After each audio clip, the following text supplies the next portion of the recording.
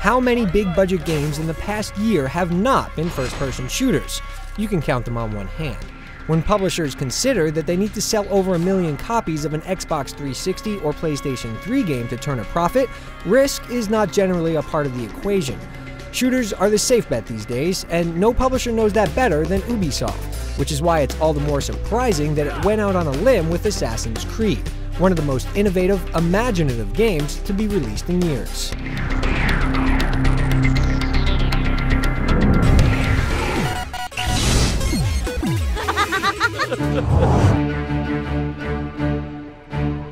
We'll get one thing out of the way first. There's a huge twist that we're not going to ruin for you, and the story's score has been rated with this in mind. With disclaimers out of the way, we can talk about what amounts to 90% of the experience. You play as Altair, an assassin from the Third Crusade. His band of silent killers are at perpetual war with the Templars, a group of invaders bent on domination. Altair and his allies are in search of a great treasure when they suddenly come into contact with the Templars, who also have their eyes set on the prize. A confrontation ensues, and Altair ends up on the short end of the stick. Returning to his master with his tail between his legs, he's stripped of his rank and weapons, forced to earn them once again. To do this, he must locate and assassinate 9 different leaders who are spreading corruption throughout the land. While we won't mention what the twist is, we can say that it provides something in a video game story that is rarely present: duality. Altair's main quest presents the player with moral issues that cloud the waters between right and wrong, making for a thoughtful, clever story that will keep you guessing until the end.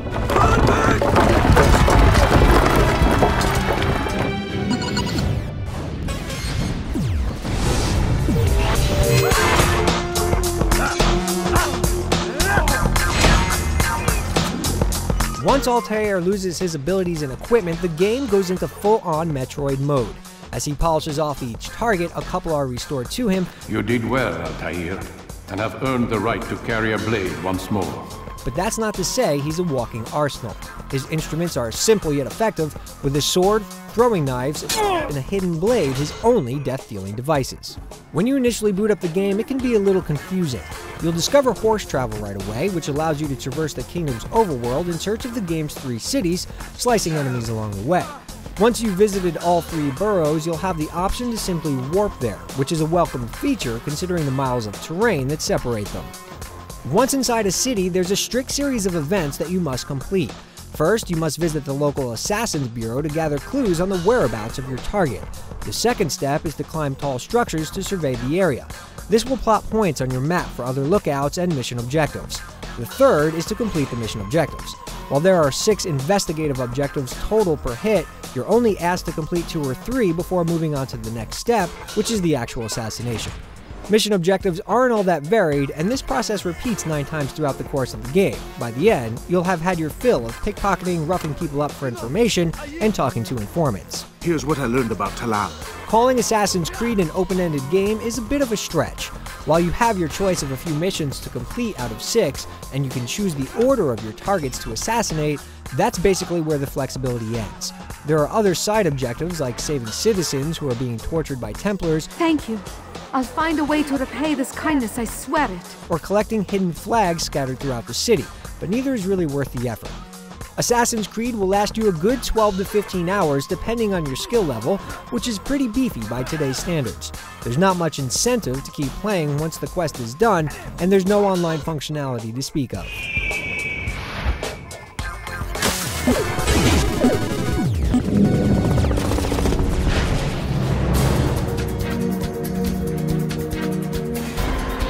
The gameplay in Assassin's Creed is basically broken down into 2 categories: navigation and combat. The game has been billed as offering complete navigational freedom, and it undoubtedly delivers. You can run up most walls and get a handhold, and then start climbing simply by holding the analog stick in whatever direction you want Altair to go. He automatically adapts to whatever hand and footholds are available. There are no buttons to press, and it can seem almost too easy until you have a dozen soldiers chasing after you, navigating the terrain just as quickly. Jumping doesn't require much input either. You can simply hold the right trigger and a button and he'll automatically jump from one object to another, whether it be posts jutting from stucco, rooftops, scaffolding, or hanging platforms. And it all looks so natural. There are no awkward transition animations or moments where Altair looks like anything other than a badass. You are not.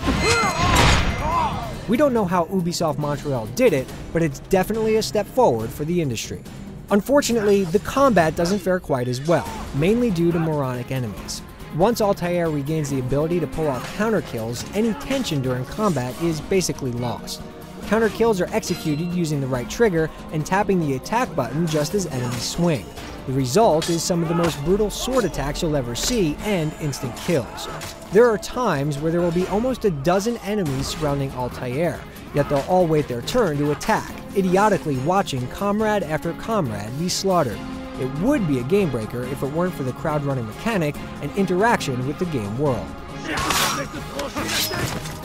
As Altair makes his way around the city, he's under varying levels of scrutiny, and as such, there are two different types of travel he can choose. If he's trying to be stealthy, then low-profile travel is the way to go, allowing him to gently push other characters or blend in with groups of monks to sneak into new parts of the city. The issue here is that when you select the blend option, Altair might as well turn invisible. Suddenly, enemies are oblivious to his existence, resulting in some absolutely ridiculous moments. Where is the one responsible for this? If he's in a hurry, you can pull the right trigger to go into high-profile mode, which makes him run a lot faster, but puts him at risk of bouncing off the wrong person and alerting the enemy. Once this happens, you must break the line of sight and then hide. Ducking into a stack of hay or a rooftop cabana makes perfect sense, but simply sitting down on a bench does not. Even so, escaping provides white-knuckle moments as you desperately try to elude the agile enemies. Ha! I will catch you! Assassin's Creed is one of those games that breaks new ground, but fails in nailing some fundamentals. The counter kills are exhilarating, but the brain-dead enemies zap a lot of the tension. On the other hand, free running along the rooftops, bounding off every last nook and cranny of terrain, is something that everyone should experience.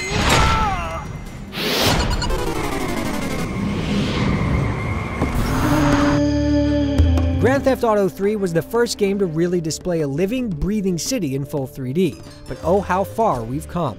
The city streets in Assassin's Creed are absolutely stunning. They're packed full of unique character models, all walking and interacting with one another in a completely natural way. Toss in rubbing elbows with the unpredictable Altair, and you have the recipe for a game that has to be seen to be believed. The game is so full of unpredictability, yet Altair never appears to move synthetically.